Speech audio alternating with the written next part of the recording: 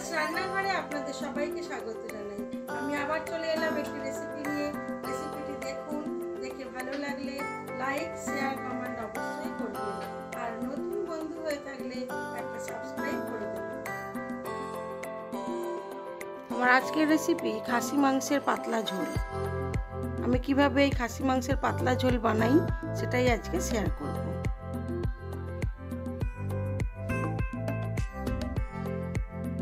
খাসি মাংসটাকে খুব ভালো করে ধুয়ে নিয়েছি, নিয়ে জল ঝরাতে দিয়েছি।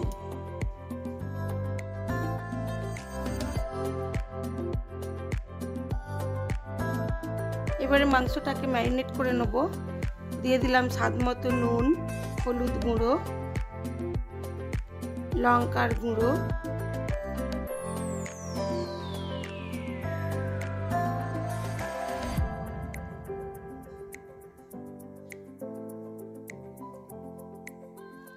দিয়ে দিলাম একটু পেঁপে বাটা। আজকে মাংসটা কড়াতেই করব, তাই একটু পেঁপে বাটা দিয়ে করলাম। খুব সুন্দর সেদ্ধ হয়ে যায়, কুকারের দরকার পড়ে না। দিয়ে দিলাম অল্প একটু পেঁয়াজ কুচি, আর দেবো আদা কাঁচা লঙ্কা বাটা। সব কিছু দিয়ে খুব ভালো করে মাংসটাকে মেখে রাখবো। তারপর ওপর থেকে সর্ষের তেল দিয়ে দেবো।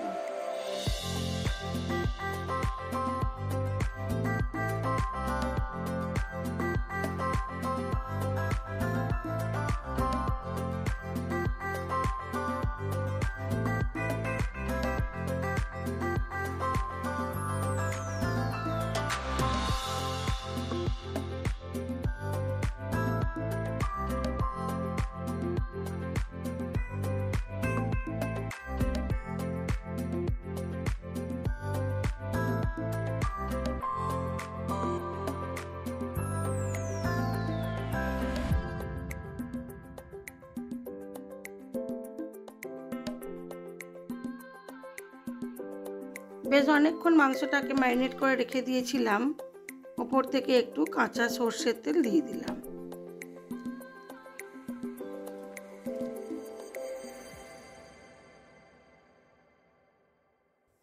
কড়ার মধ্যে তেল দিয়ে দিয়েছি, কড়া গরম হয়ে গেছে। এবারে আলুগুলোকে ভেজে নেব।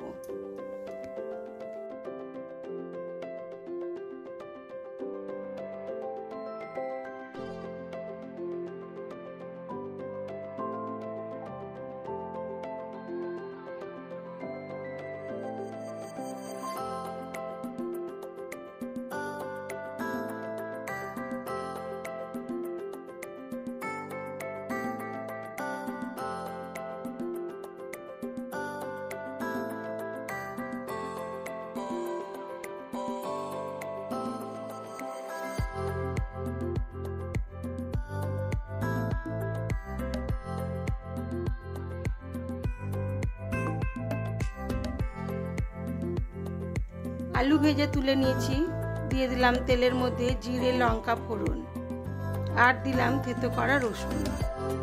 রসুনটা একটু ভাজা হয়ে গেলে দিয়ে দেবো পেঁয়াজ কুচি।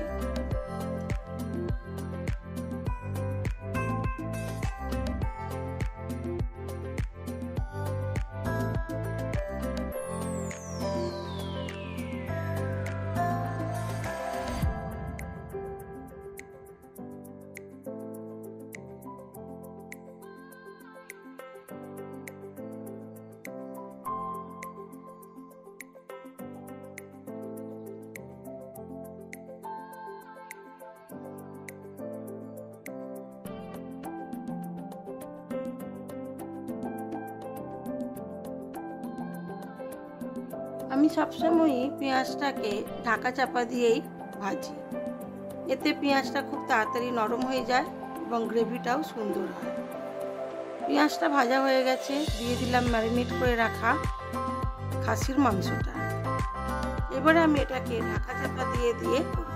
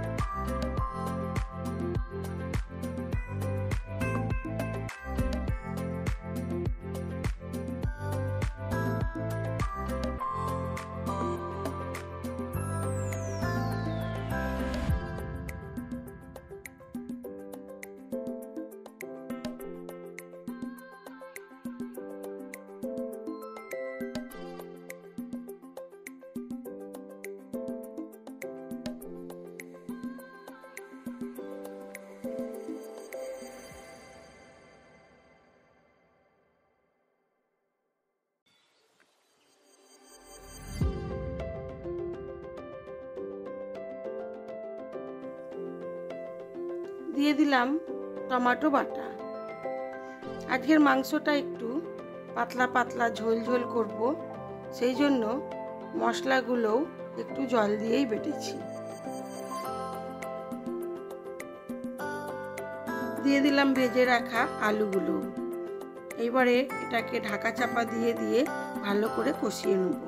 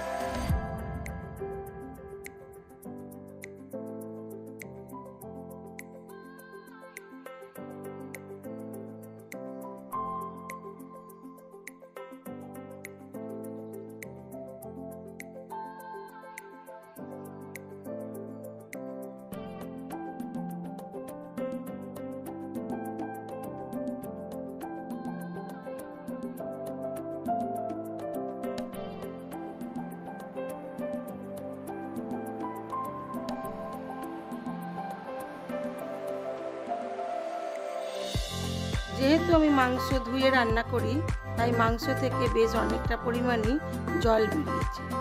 যতক্ষণ না এই জলটা শুকনো হবে ততক্ষণ আমি ঝোলের জল দেবো না।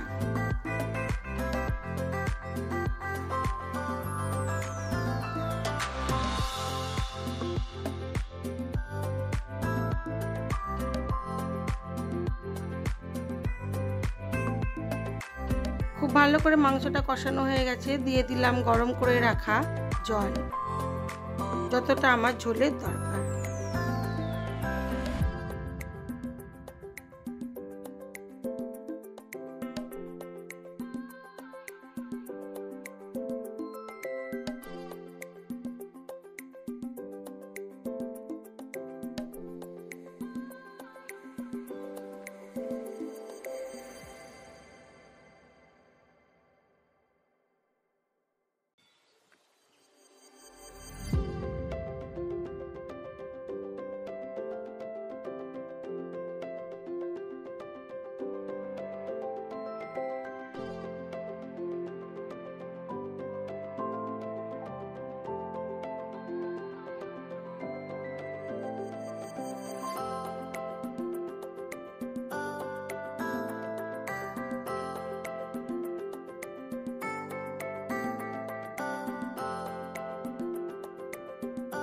মটনটা আজকে আমি কড়াতেই করেছি, কম আছে, বেশ অনেকক্ষণ ধরেই করেছি।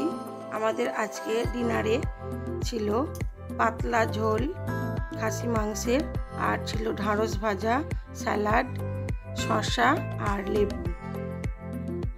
আজ এইটুকুই। আমার এই ভিডিওগুলো যদি আপনাদের ভালো লেগে থাকে তাহলে লাইক, শেয়ার, কমেন্ট অবশ্যই করবেন। আর নতুন বন্ধু হয়ে থাকলে একটা সাবস্ক্রাইব করে দেবেন। সবাই ভালো থাকবেন, সুস্থ থাকবেন, নিজেদের খেয়াল রাখবেন।